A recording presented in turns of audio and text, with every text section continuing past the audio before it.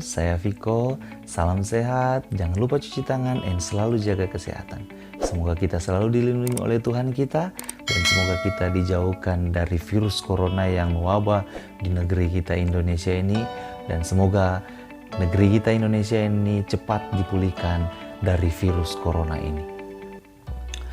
Oke, video ini saya buat untuk mahasiswa PGSD Universitas Terbuka. Dan semoga video ini bisa bermanfaat bagi mahasiswa dalam pembelajaran untuk mahasiswa. Baiklah, kita langsung masuk saja pada materi dalam video yang akan kita bahas pada video saat ini. Universitas Terbuka dalam mata kuliah Pendidikan Seni di SD oleh saya, Viko Immanuel Monangin. Saat ini kita akan membahas modul 3, kemampuan dasar dan karakteristik seni anak SD. Kegiatan belajar 1, kemampuan dasar anak sekolah dasar. Secara umum, perkembangan manusia dapat dibagi menjadi 4 kategori. Ini menurut Piaget, yaitu perkembangan kognitif, berpikir pada setiap tingkatan perkembangannya. Jadi setiap umur kita bertambah, kemampuan berpikir kita juga bertambah. Pendidikan kita bertambah, kemampuan berpikir kita juga bertambah. Kemudian perkembangan personal, ini lebih ke diri sendiri. Perubahan-perubahan yang terjadi yang berkaitan dengan kepribadian. Nah, seperti itu. Kemudian perkembangan sosial. Kita juga sudah tahu bersama kalau kata sosial berarti kita berbaur dalam kehidupan bermasyarakat dan bernegara tentunya. Perubahan pada diri seseorang dengan hubungan individu yang satu dengan yang lainnya. Kemudian yang terakhir adalah perubahan fisik. Nah, perubahan pada tubuh manusia. Jadi kita bisa melihat perubahan fisik manusia dari kecil sampai besarnya. Kita bisa melihat, meneliti apa yang berubah dari manusia tersebut atau orang tersebut. Kita masuk pada bagian pertama, kemampuan intelektual anak. Nah, di sini ada kemampuan intelektual anak ini menurut Piaget dari periode usia dan karakteristiknya. Nah, sini ada periode yang pertama, periode sensori motor dan dari usia 0 sampai 2 tahun. Karakteristiknya untuk anak usia 0 sampai 2 tahun adalah mulai mampu menirukan sesuatu, mengingat dan berpikir. Jadi dia mulai mampu menirukan apa yang kita lakukan dan apa yang kita ucapkan. Dan mengingat apa yang kita lakukan dan apa yang kita lakukan dan apa yang kita ucapkan. Dan yang berikut, dia mampu berpikir untuk melakukan sesuatu. Kemudian mulai menyadari bahwa sesuatu benda tetap ada meskipun disembunyikan. Jadi dia tahu itu ada walaupun kita menyembunyikan benda yang dia inginkan. Kemudian gerakan mulai bertujuan, tidak hanya refleks. Jadi kalau dia ingin sesuatu, dia akan menggerakkan tangan untuk mengambilnya, bukan refleks. Kemudian periode yang kedua, praoperasional, usia 2-7 tahun. Karakteristik anak usia 2-7 tahun mulai mampu berkomunikasi menggunakan kata-kata dan bilangan atau simbol juga. Jadi bisa menggunakan berkomunikasi menggunakan kata-kata dan juga simbol-simbol. Kemudian mampu berpikir satu arah. Dan egonya tinggi. Mampu berpikir satu arah maksudnya itu dia hanya bisa menerima apa yang dia pikirkan, dia tidak bisa menerima pendapat dari orang lain. Dia tidak mampu untuk mencerna pendapat dari orang lain. Kemudian egonya tinggi, maksudnya di sini dia hanya mementingkan dirinya sendiri. Semua mahasiswa juga tahu yang dikatakan oleh ego. Semua mahasiswa pasti mengerti apa arti dari kata ego. Kemudian operasi konkret. Nah, ini dari usia 7-11 tahun. Karakteristiknya memecahkan masalah secara logis. Jadi dia bisa memecahkan apa permasalahan yang dihadapi secara logis, secara teratur, step by step yang harus dia lakukan. Kemudian memahami aturan, jadi dia sudah paham aturan dan bisa mengikuti aturan. Memahami sesuatu yang dibalik. Nah, yang dibalik ini misalnya ada kalau dalam soal yang dicontohkan lain, kemudian diberikan contoh yang diketahui yang menjadi yang ditanya. Dia bisa mampu untuk memecahkan masalah itu untuk mata pelajaran mungkin matematika atau fisika dan selanjutnya dan seterusnya. Kemudian operasi formal, ini periode yang terakhir 11 sampai 15 tahun. Karakteristiknya bisa memecahkan masalah yang abstrak secara logis. Jadi yang abstrak yang sulit, yang tidak kalau abstrak itu kan tidak berbentuk. Kalau permasalahan abstrak berarti masalah yang rumit. Masalah yang rumit dia bisa pecahkan secara logis, secara runtut. Kemudian mulai tertarik masalah isu-isu sosial yang ada di sekitarnya. Jadi kalau ada isu sosial atau ada misalnya ada satu orang yang korupsi atau apa, dia tertarik untuk membicarakan itu. Nah, contohnya juga ada isu yang paling krusial saat ini, yaitu isu tentang virus corona saat ini. Mereka juga sudah tertarik untuk mencari tahu bagaimana penyebarannya, bagaimana cara menghindarinya, dan bagaimana protokol-protokol yang diberikan, yang diturunkan oleh pemerintah kita. Oke, selanjutnya kita masuk pada bagian berikut, kondisi emosional anak. Emosi berbeda dengan perasaan yang bersifat tenang dan tertutup. Jadi emosi itu berbeda dengan perasaan yang bersifat tenang dan tertutup. Kalau perasaan atau feel, jadi kalau misalnya ada rasa cinta, kita tidak langsung mengungkapkannya di depan orang yang kita cintai itu. Jadi ada perasaan malu juga di situ, ada perasaan tertutup. Tapi kalau emosi marah itu kalau bertemu dengan orang itu akan terlihat dari lagaknya, atau langsung ada mungkin orang yang langsung marah kepada orang itu, langsung membentak orang itu perbedaan emosi juga ya. Nah, emosi menurut Dahlan terbagi menjadi emosi sensori dan emosi psikis. Emosi sensori yaitu tentang rangsangan dari luar tubuh seperti rasa dingin, panas, sakit, manis, pahit. Jadi rangsangan dari indera kita. Kalau misalnya ada rasa dingin dari indera perasa, indera pengecap, ada panas, ada rasa sakit dari indera perasa kita, rasa manis, rasa pahit, dan sebagainya. Itu rangsangan dari setiap indera kita, itu emosi sensori. Kemudian emosi psikis, nah ini yaitu tentang kejiwaan kita. Di dalamnya seperti perasaan intelektual. Nah, perasaan intelektual ini ketika kita dalam suatu forum dan ide kita diterima oleh forum itu, nah di situ ada perasaan senang karena ide-ide kita, pemikiran kita diterima oleh forum tersebut. Kemudian yang kedua ada perasaan sosial. Nah, perasaan sosial ini ketika kita bersama-sama dengan lingkungan atau keluarga kan kelompok terkecil. Kemudian kalau misalnya kita dalam kehidupan masyarakat, membantu di masyarakat, itu ada perasaan senang juga. Kemudian ada perasaan susila. Perasaan susila ini berarti perasaan tentang kebaikan dan juga kejahatan. Jadi kalau kita berbuat baik, kita merasakan ada perasaan senang. Tapi kalau kita berbuat jahat, pasti ada rasa ketakutan. Kemudian ada perasaan estetis. Nah, perasaan estetis ini menyangkut dengan keindahan. Kemudian ada perasaan spiritual. Perasaan spiritual berarti menyangkut dengan keagamaan. Kalau ada, seperti saya Kristen, saya merasa ganjil ketika ada ibadah, saya tidak ikut ibadah. Itu ada perasaan rasa takut, ada rasa takut juga, ada rasa bersalah juga ketika tidak ikut. Tapi ketika ikut beribadah, ada rasa gembira, ada rasa senang, rasa lega di dalam hati. Begitu juga mungkin dengan agama-agama yang lain. Kemudian kita masuk pada, nah ini ada kondisi emosional anak usia sekolah dasar. Ini menurut Dahlan juga. Secara garis besar dapat diilustrasikan sebagai berikut. Kita masuk pada emosi emosional ini menurut Dahlan. Berlangsung singkat dan berakhir tiba-tiba. Jadi tiba-tiba muncul, tiba-tiba juga dia langsung menghilang. Kemudian terlihat lebih hebat atau kuat. Nah, ini ada emosi, kalau dipuji dia merasa hebat dan kuat mungkin ya. Kemudian bersifat sederhana dan dangkal. Dangkal maksudnya itu tidak dalam. Berarti sederhana, di marah sedikit langsung takut. Tapi ketika kita pancing, kita bercanda sedikit, dia juga langsung tertawa. Nah, itu disebut dengan emosi yang dangkal. Kemudian lebih sering terjadi. Seperti tadi, kita marah sedikit, dia langsung takut, kita pancing untuk bermain, dia juga langsung tertawa.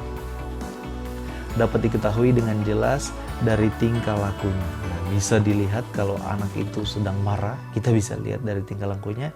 Kalau dia sedang senang, kita juga bisa lihat dari tingkah laku anak tersebut. Mudah diketahui.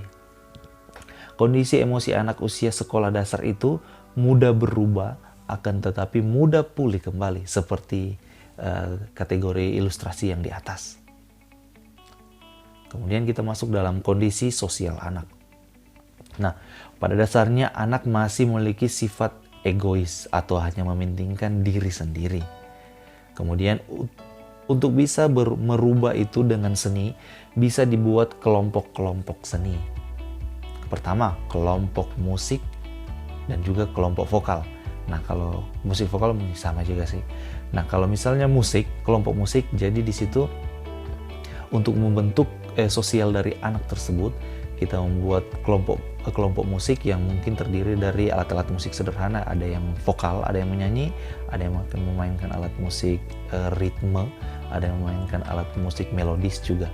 Dan di situ diminta kepada siswa untuk kompak memainkannya bersama-sama, dan situ terciptalah kebersamaan dari anak-anak tersebut. Kemudian ada kelompok tarian yang dianjurkan tarian sederhana untuk kelas kecil.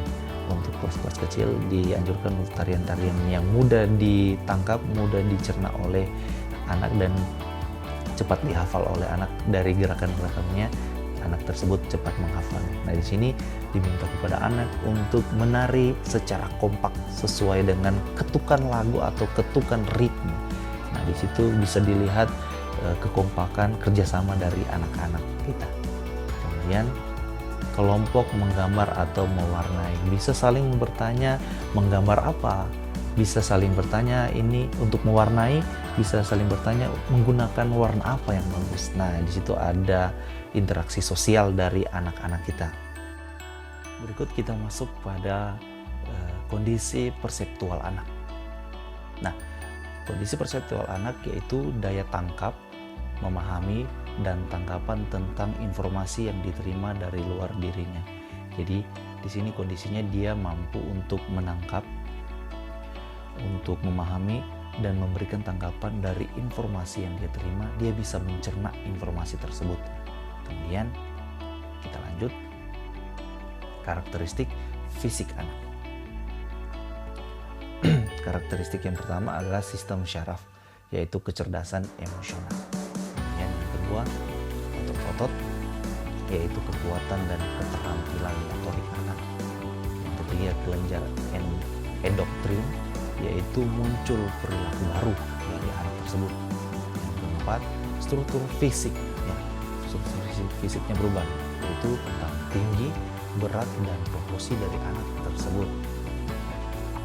Kemudian kita langsung masuk di karakteristik estetik anak.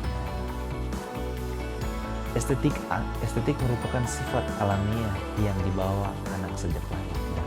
Jadi sejak lahir anak itu sudah mempunyai rasa keindahan, jadi dia bisa menilai gambar itu bagus, bunyi logo itu bagus, misalnya warna dari baju itu tidak bagus, atau makeup dari ibunya juga mungkin sangat cantik, atau baju pakaian yang digunakan oleh ayahnya itu sangat rapi. Dia bisa menilai itu dia tentang keindahan karena dia sudah membawa tentang estetika itu sejak lahir. Kemudian secara ekspresif, anak SD mampu mengekspresikan pengalaman estetiknya dalam bentuk yang spontan, lugas, dan jujur sesuai dengan perkembangan kepribadiannya yang masih polos. Jadi seperti tadi, kalau bagus dia katakan bagus, kalau tidak bagus dia ucapkan tidak bagus, kalau cantik dia ucapkan cantik, kalau ganteng dia ucapkan ganteng. Dia tidak memahami kalau misalnya dia ucapkan tidak bagus, dia tidak paham kalau misalnya orang yang dikatakannya itu tersinggung hatinya, dia tidak paham di situ. Jadi dia polos, dia mengucapkan secara jujur seperti itu. Kemudian kita lanjut lagi dalam kondisi kreatif anak. Nah, Kondisi kreatif anak dapat dipengaruhi oleh bakat yang dibawa sejak lahir dan juga lingkungan di mana ia bergaul. Bagaimana dia bisa menemukan ide-ide yang baru, menciptakan karya-karya yang baru, dan juga inovasi-inovasi karya. Dua hal di ataslah yang sangat mempengaruhi. Jadi untuk kondisi kreatif anak ini kita tidak bisa mengukur dari dalam satu tingkatan kelas. Misalnya dalam SD kelas 5 kondisi kreatif anak itu sama semua, tidak. Jadi masing-masing anak mempunyai kreativitasnya masing-masing sesuai dengan bakat yang diberikan oleh Tuhan sejak lahir dan juga lingkungan yang mempengaruhinya. Kalau misalnya dia di musik, di lingkungannya itu banyak yang suka musik, bahkan ada mungkin kelompok pemusik seperti musik bambu. Nah, di situ dia mungkin juga akan terpengaruh dan meminati musik bambu tersebut. Tapi kalau di lingkungannya tidak ada, pasti juga, bukan pasti sih, tapi kemungkinan anak itu tidak mau juga untuk mengikuti kelompok-kelompok musik tersebut.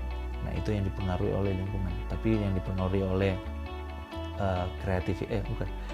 bakat itu dibawa sejak lahir. Jadi tanpa kita sadari, tanpa kita ikut les saja, anak itu sudah minat, sudah suka untuk mengikuti bernyanyi, vokal, dan lain-lain. Dia sudah mau tanpa kita paksa. Sebagai orang tua, kita tidak memaksanya, dia sudah mau untuk mengikuti pelatihan-pelatihan musik ataupun tarian ataupun seni rupa dan seni-seni. Oke, selanjutnya kita masuk pada kegiatan belajar 2, karakteristik seni anak sekolah dasar. Bagian pertama itu karakteristik suara anak usia SD. Jadi karakternya mereka memiliki suara yang murni, jernih, ringan, dan indah. Kemudian terbagi menjadi anak berusia, ini ada terbagi menjadi 3 ya. Terbagi menjadi anak bersuara tinggi dari nada E kecil 1 sampai dengan A kecil 2. Kemudian anak suara sedang dari A kecil sampai dengan F kecil 1. Dan anak bersuara rendah F kecil sampai dengan D kecil 1. Kemudian bagian yang kedua, karakteristik musik anak. Yang pertama, alat musik yang mudah dimainkan. Jadi untuk anak-anak SD itu untuk musik yang mereka mainkan itu alat musik yang mudah dimainkan seperti recorder, suling, dan juga tambur, alat musik pukul. Kemudian melodi lagu yang pendek sehingga mudah diingat. Jadi kalau misalnya bernyanyi, kita menggunakan melodi lagu yang pendek-pendek saja supaya anak mudah mengingatnya, dan menggunakan bahasa-bahasa atau lirik lagunya yang sederhana. Kemudian kita masuk karakteristik gerak anak. Usia 6 tahun, motorik halus dan kasarnya sudah berkembang secara mantap. Jadi sudah mantap motorik halus dan kasarnya. Jadi dia bisa bermain yang lebih sulit lagi. Dia bisa bermain permainan yang lebih sulit lagi. Kemudian anak SD sudah bisa menirukan gerak keseharian orang dan gerak binatang yang diamatinya. Jadi dia bisa melihat informasi, menangkap informasi dari gerakan manusia orang dewasa itu seperti apa, dan juga gerakan-gerakan binatang yang ada di sekitarnya itu seperti apa. Dia bisa mengamatinya, dia bisa mencernanya, dan dia bisa mengaplikasikan dalam tarian yang misalnya diberikan tugas oleh guru, tarian tentang binatang. Kemudian karakteristik seni rupa anak. Nah, anak usia 5-9 tahun, karya mereka jujur, kuat, tidak ditutup-tutupi, dan polos. Jadi mereka menggambar apa adanya. Kemudian ciri khas karya seni rupa Dwi Matra anak antara lain adalah bercirikan X-ray. Jadi ada rumah bisa terlihat perabotan di dalam rumahnya. Kemudian ada rebahan ini, jadi kalau misalnya ada garis datar, mereka menggambarnya pohon sesuai dengan garis itu. Tapi kalau ada yang berbentuk gunung, jadi pohonnya itu dia sesuai dengan garis. Kalau di kesana mengikuti garis tersebut, gambarnya mengikuti garis tersebut. Kemudian mata burung ini atau biasa disebut dengan mata elang, lukisannya digambar seperti dari atas. Kemudian realistis atau real, kemudian tumpang tindih. Di sini gambar-gambar mereka semua menjadi satu. Berikut periodisasi seni rupa anak. Usia 4-7 tahun, masa perabagan atau sebelum terbentuknya skema atau kerangka dari gambar yang mereka buat. Kemudian usia 7-9 tahun, masa bagan, artinya terbentuknya skema dan kerangka, kebalikan dari tadi. Jadi mereka sudah bisa membuat kerangka manusia itu seperti apa, walaupun masih human stick ya. Kemudian yang ketiga, dan ada yang keempat. Yang ketiga, 9-12 tahun, masa awal realisme atau real.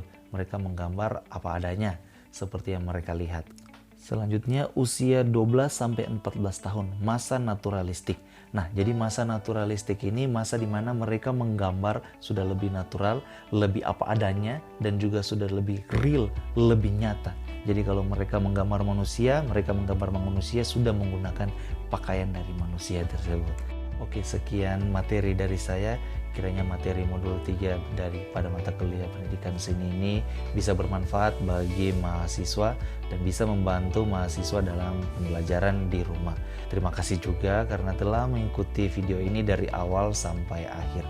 Dan kiranya kita selalu dilindungi oleh Tuhan kita dan dijauhkan dari mara bahaya virus corona ini. Sekali lagi terima kasih dan salam sehat.